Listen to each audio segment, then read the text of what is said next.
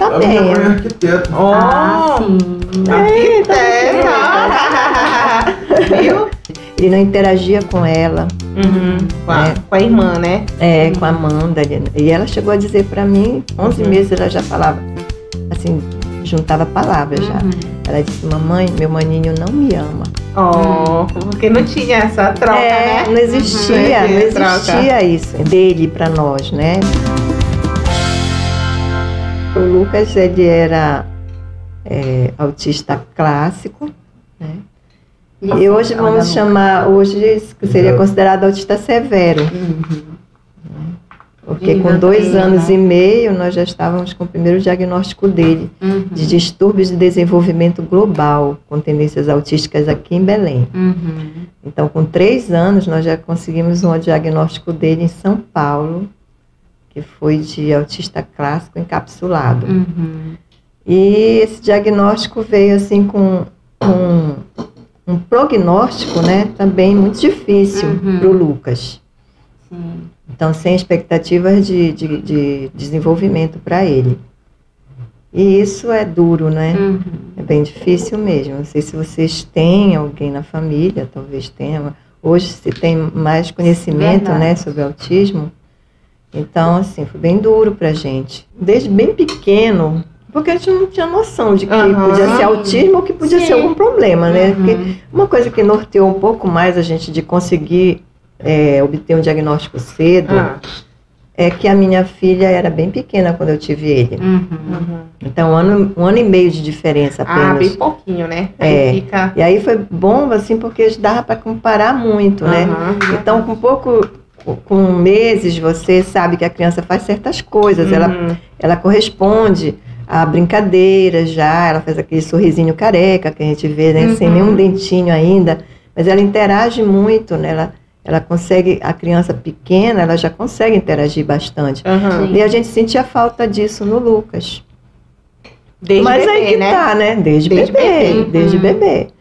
Aquela coisa de botar tudo na boca, não existia pro Lucas isso. Inclusive, ele tinha uma tendência de pegar a mão da gente para segurar alguma coisa para ele, um biscoito, puxar para ele com a mão da gente, entendeu? Um negócio muito maluco, assim. Então, a gente ia notando coisas diferentes. E aí, por exemplo, a evolução dele foi acontecendo e ele foi tendo respostas muito diferentes também. Por exemplo, para a questão da sombra, era uma fixação a sombra. Né? Já ele, por exemplo, arrumava as coisas de brincadeira. Ele não interagia com ela. Com a irmã, né? Com a Amanda. E ela chegou a dizer para mim que ela... disse assim pra mim, pequenininha, ela falou bem cedo, viu? Com 11 meses ela já falava, assim, juntava palavras já. Ela disse, mamãe, meu maninho não me ama. Porque não tinha essa troca, né? Não existia isso entre dele pra nós, né? Pra ninguém. Inclusive, assim, pra mim, era bem difícil, porque eu não entendia. Por exemplo, eu viajava a trabalho e ela me dava muita coisa, assim. Então, eu estava viajando, o pai colocava no telefone, que naquela época era discado.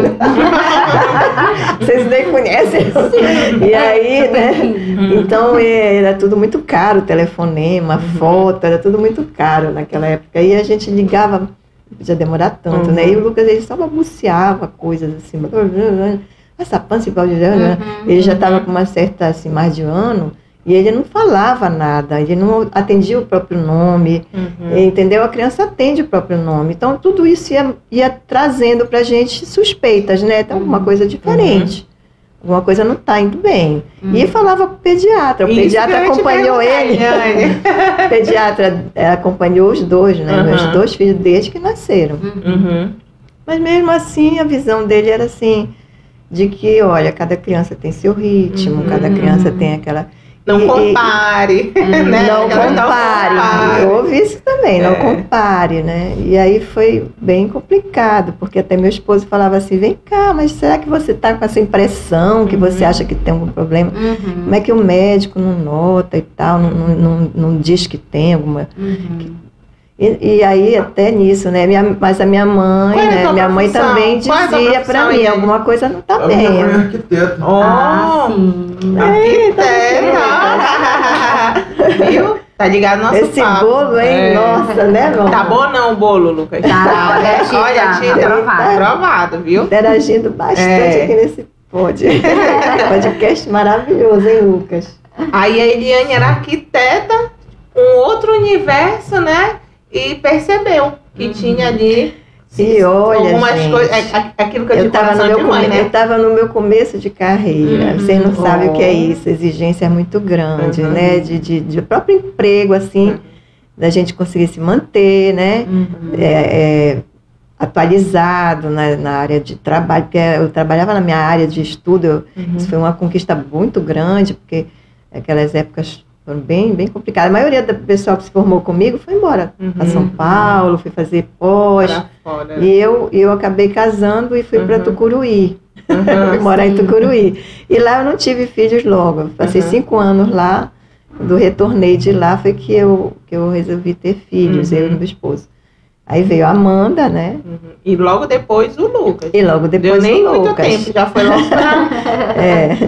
Isso, eu passei 5 anos lá. Aí foi que a gente resolveu Olha, só com a aumentar fala a do família. Lucas, só com a fala do Lucas eu já entendi da onde veio esse dom do desenho, né?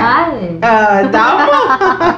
Olha, meu pai, pai, o avô, né, Lucas, o vovô Moura. Teu avô, Lucas? O vovô Moura, nossa, ele desenhava muito, meu pai. Olha, viu? Desenhista de mão cheia, daqueles que te olham aqui e desenha, assim.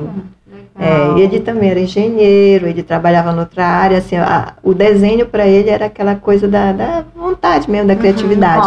Não foi assim uma coisa de trabalho para ele. Mas ele desenhava muito bem. E aí ele começou a desenhar no computador. E o Lucas pequeno, a gente já tinha noção do que ele, do autismo, ele estava começando a entender isso, né?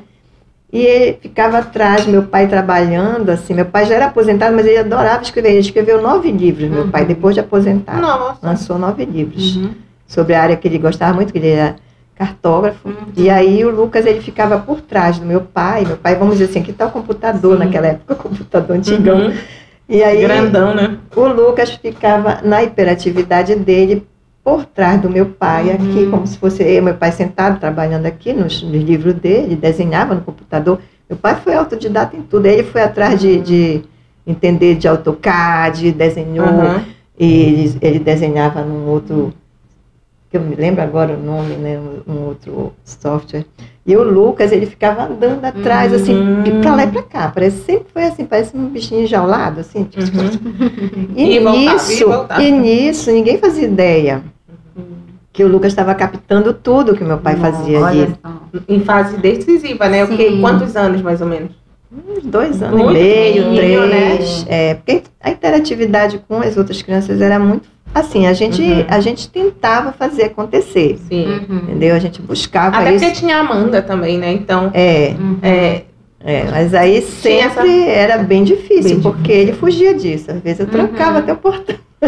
Botava a meninada junto com ele e trancava para ele não fugir, porque a primeira brecha que ele tinha, ele fugia e ia para algum lugar sozinho.